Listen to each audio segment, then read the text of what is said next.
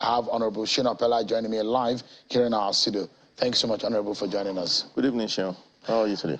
I'm well. Good to see you.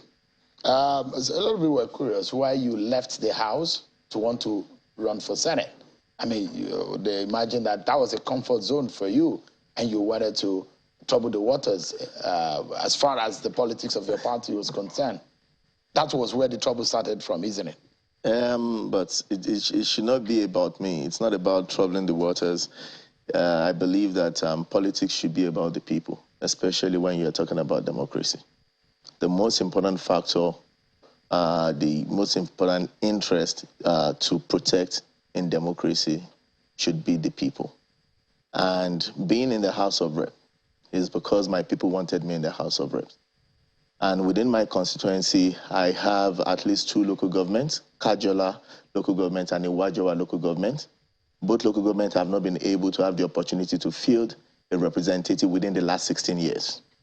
So if I decided to run for a second term, it means that I'll be adding another 4 years to that, which will make them 20 years of, agitating to have a representative. So it is not about me, it is about the people. So that's the reason, that was your reason for not wanting to be back in the House of Reps? Yes, to be back in the House of Reps. So you wanted to go for Senate? I have to make sure that I uphold the principle of equity, fairness, and justice within my constituency. So in the House of Representatives, in your federal constituency, there are 4 local governments. There are 4 local governments. Out of which 2 of those local governments has never had a representation in the last 16 years. So you thought that it was good for you to leave that? I think it is honorable for me to just. What about the Senate? Yeah, but the Senate, where I represent now is a fraction of my senatorial district. My senatorial district consists of 2 major geopolitical zones, which is the Okiogun region.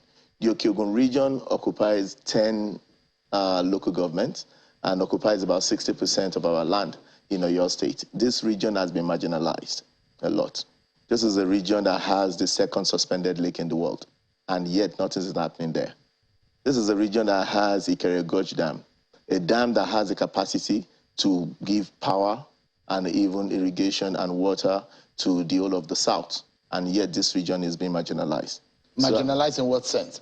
In every way that politically speaking? Politically, in the scheme of things. So the Senator Buhari, is from Ogbomoso. Senator Buhari is from Ogbomoso, which is 3 local government area of my senatorial district of a 13 local government area. So how long has Ogbomoso's part of your senatorial district had it? They've had it the 2nd term for 8 years now, so going to about 8 years So now. You thought that it was right for you to go to the Senate and represent the people of your area whom you consider marginalized over the years? My people believe that that is the right thing to do. But was it politically expedient to take that decision at the time you took it? Yeah, definitely, because that is the will of the people. Because a lot of people have described it as a political suicide. You were comfortable, but yet you wanted to go for what, I mean... No, it is not suicide. It is, like I said, politics should be about the people. And the people feel marginalized. This is... Look at Bayelsa.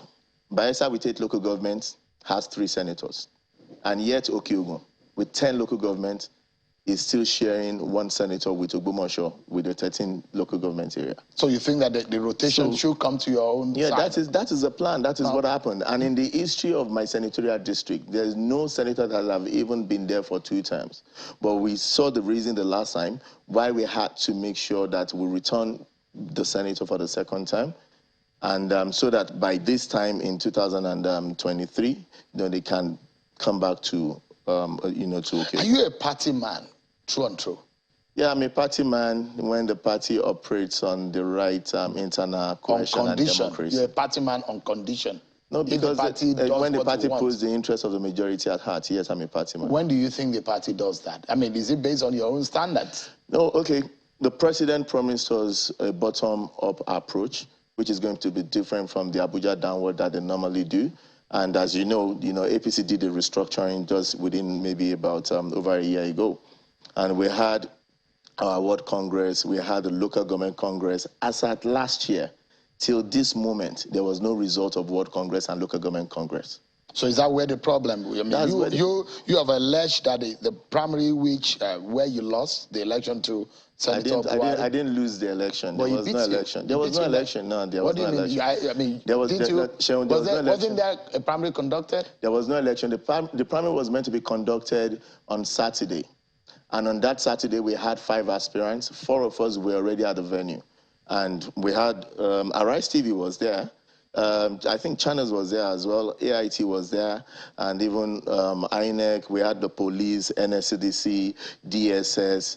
There was no election on the day of the election. So the next day, they constitutionally shifted the venue of the election to another venue. And that is contrary to, you said this on your, on your program show, that at least before a political party can shift the venue of the election, they have to inform the INEC 7 days notice, right? And that didn't happen. So there was no election. So in that sense, did you appeal the process? Yeah, that's what happened. We appealed the process and we waited for the time for the appeal, and we noticed that the party is not saying anything. So which obviously believes that probably maybe the party doesn't need the people of Okiogun in the party. So have the party gone ahead to submit names of the candidates? Yeah, I believe so. The party has done that. And Senator Buhari is the candidate that was returned? For APC. So that's the reason why you have moved to the Accord Party? Yes, because that is what my people want. Is it your people that wanted you, or you are the one who wanted to be in office and you wanted the platform? Right now, it is not even about myself anymore. It is about my people.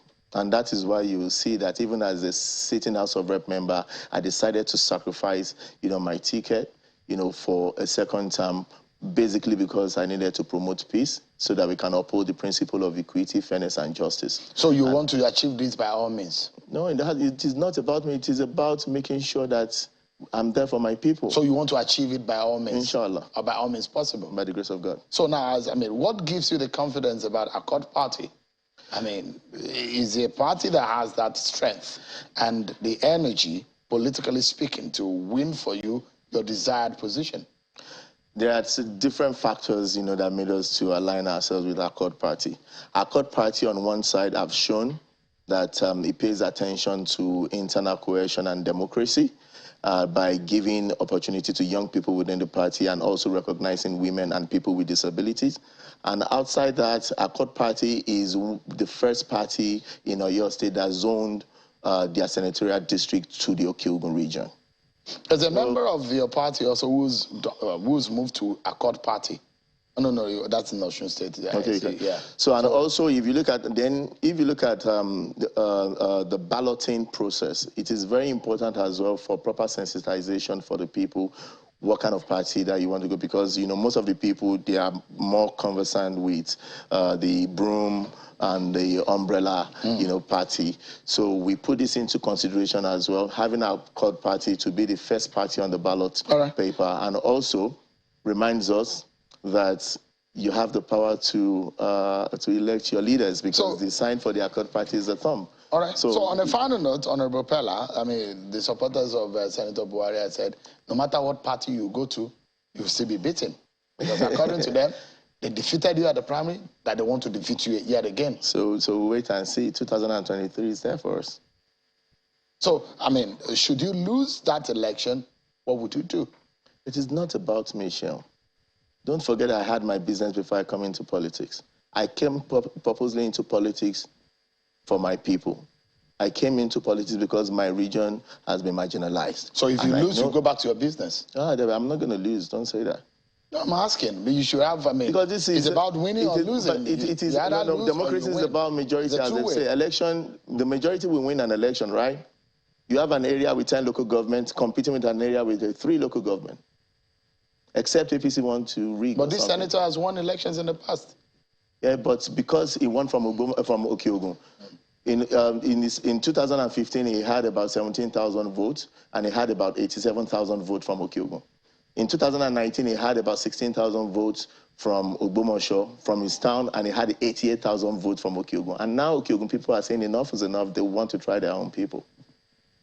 I wish you the very best, Honorable Shina Peller. Thank you so much for coming tonight. It's a pleasure. All right. This I would like you to touch on in 20 seconds. What lesson did has this taught you? Just 20 seconds of internal politics. The lesson it has taught me is, but trust me, life is just an experience. You know, if I'm asked to do this again and again, I'll still do the same thing. I'm there for my people, and I put peace first in whatever that I do. So the lesson it's taught me is to continue to be there for the people. Thank you so much. Thank you. That's our show tonight. Everyone, many thanks for watching. I'm Sean Kimale. Bye for now.